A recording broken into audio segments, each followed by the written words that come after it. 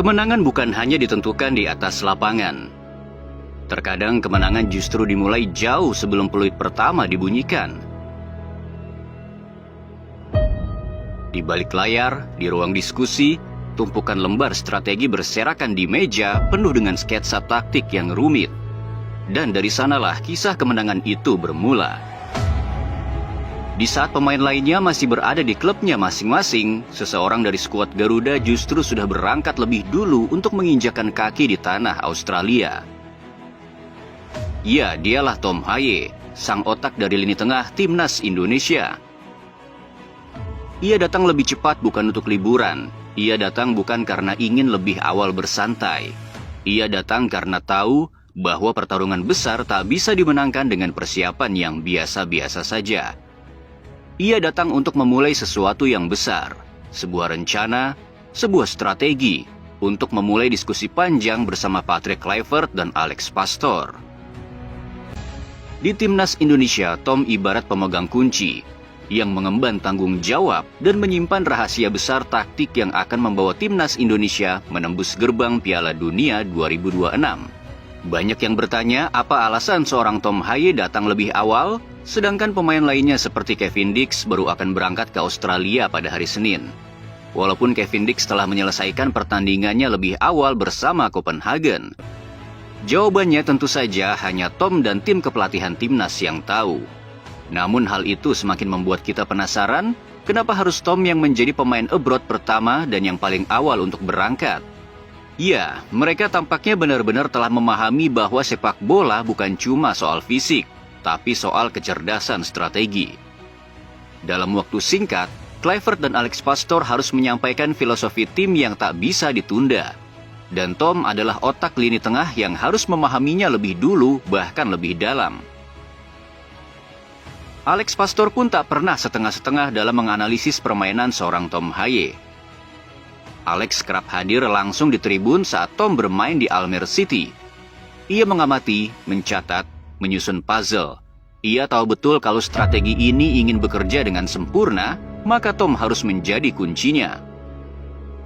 Ini seperti halnya dua orang jenius yang bertemu. Yang satunya berjuang menjadi pemain, yang satunya lagi berjuang menjadi tangan kanan dari revolusi taktik baru Timnas Indonesia. Keduanya bukan hanya sekadar bertemu. Mereka duduk, mereka berdiskusi, mereka merancang. Di antara tumpukan data, video analisis, dan papan taktik, mereka menyusun sebuah cetak biru permainan. Sebuah sistem yang tidak hanya mengandalkan fisik, tapi juga otak, ruang, dan visi permainan. Maka jangan heran Tom Haye pun tak mampu menyembunyikan ambisinya. Dalam sebuah pernyataan tegas, ia berkata, "Kami memainkan setiap pertandingan untuk menang. Kami tak akan pergi ke Australia untuk mengincar hasil imbang. Kami ingin menang. Di kandang melawan Bahrain, kami juga ingin menang. Jadi tujuannya 6 poin." Bayangkan ada seorang pemain yang bermain untuk sebuah negeri yang negeri itu berada di posisi ke-127 ranking FIFA. Kemudian ia mengeluarkan statement dengan penuh keyakinan bahwa negaranya akan mampu membawa pulang 3 poin di kandang sebuah negeri yang telah menjadi raksasa Asia, yang saat ini negeri itu menempati posisi ke-25 ranking FIFA. Inilah mentalitas dari seorang pemain Timnas Indonesia. Ini bukan kalimat biasa. Ini adalah kalimat yang keluar dari seorang pemikir yang ia paham betul dengan kualitas rekan setimnya. Anehnya jika kita bandingkan ekspresi wajah Tom saat berbicara tentang Almere City, ia terlihat datar, hambar, dan tak terlalu peduli. Tapi saat ia ditanya tentang Timnas Indonesia, ekspresi itu berubah total. Matanya berbinar, nadanya meninggi, senyumannya muncul. Seakan tanah air yang bahkan belum pernah ia tinggali itu sudah jadi bagian dari jiwanya. Ada hal menarik yang mungkin tak banyak diketahui publik. Tom Haye ternyata pernah bermain bersama Sandy Walsh sejak di kelompok umur. Dan lebih mengejutkannya lagi, ia pernah dilatih oleh Patrick Kluivert di AZ Alkmaar lebih dari 17 tahun lalu. Takdir seperti mempertemukan mereka kembali, bukan untuk nostalgia, tapi untuk sebuah misi besar membawa Garuda terbang tinggi. Timnas Indonesia kini bukan hanya tim, tapi simbol reuni para pejuang yang datang dari berbagai penjuru dunia. Berkumpul, bersatu, menyusun kemenangan demi kemenangan. Pernyataan yang mengejutkan pun datang dari pelatih Australia. Alih-alih meremehkan timnas, ia justru sangat fokus pada perkembangan yang ada di tubuh timnas Indonesia. Mulai dari pola permainan baru, peran staf teknis, hingga pemain diaspora yang makin berbahaya.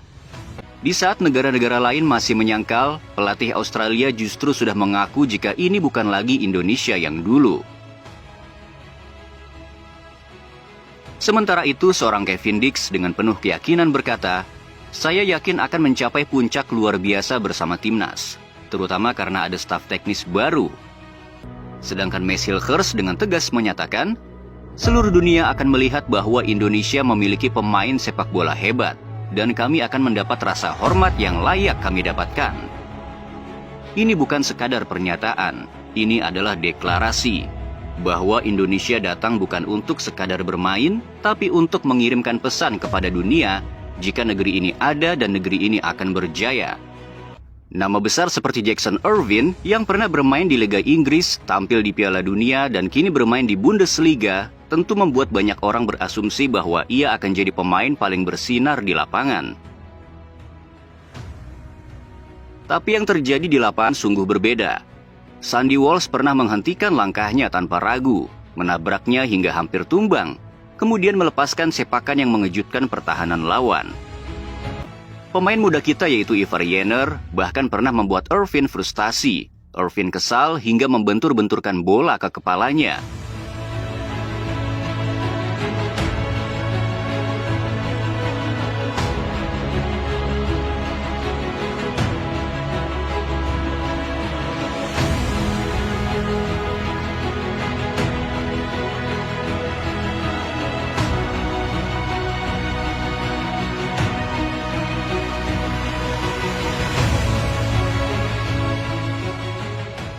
Ini seperti sinyal bahwa para pemain timnas Indonesia sudah tidak takut pada siapapun.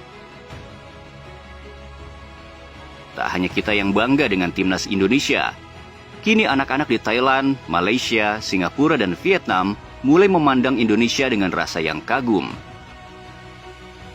Tim ini tak lagi hanya mewakili ASEAN, tapi sudah mulai jadi kebanggaan seluruh Asia Tenggara. Dari strategi, permainan, hingga semangat pemainnya, Indonesia telah menjelma menjadi kekuatan baru yang tak bisa diremehkan. Di sisi lain, Erick Thohir terus menunjukkan betapa gilanya ambisi yang ia bawa. Saat tim ini sudah diisi pemain luar biasa, yang bahkan market value timnas Indonesia sudah lebih tinggi dari Australia, Erick Thohir justru masih mencari lebih.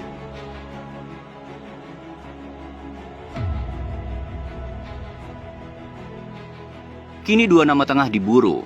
Nama yang bukan lagi sekadar grade A, yaitu Ian Maatsen dengan market value 556 miliar dan Pascal Struijk dengan market value 278 miliar.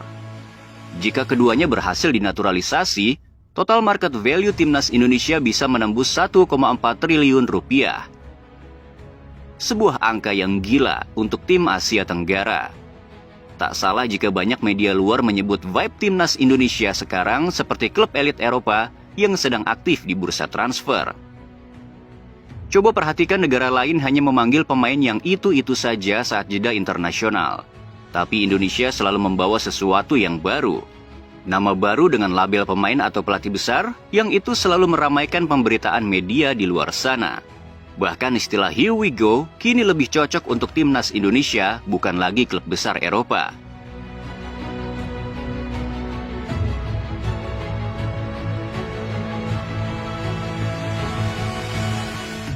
Dan kini, saatnya kita bersuara lantang.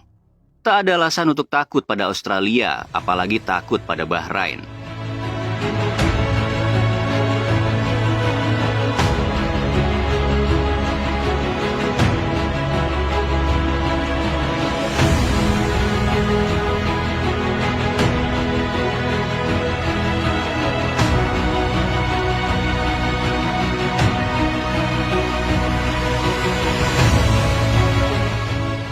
Ranking FIFA bisa berubah. nama besar akan runtuh oleh semangat dan kejeniusan taktik yang tidak terduga.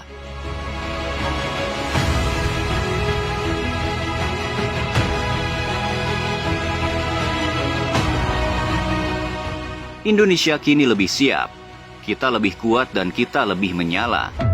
Dengan para jenius seperti Tom Haye, Alex Pastor, dan Patrick Kluivert, serta seluruh elemen di tubuh timnas Indonesia, ditambah ambisi gila dari Erick Thohir yang sungguh tak mau berhenti. Sebagai penutup, mimpi ini memang belum terwujud. Tiket lolos ke Piala Dunia itu belum kita genggam. Namun kita sungguh percaya pada tim ini. Karena ini bukan lagi soal mimpi. Ini hanyalah soal waktu. Waktu bagi Indonesia untuk menuliskan sejarah barunya di Piala Dunia. Karena Garuda tak terlahir untuk berjalan, melainkan diciptakan untuk terbang. Dapatkah timnas Indonesia membuat sejarah, yaitu menjadi negara dengan peringkat 100-an FIFA yang mampu mengobrak-abrik tatanan persaingan di zona Asia? Biarkan waktu yang menjawabnya.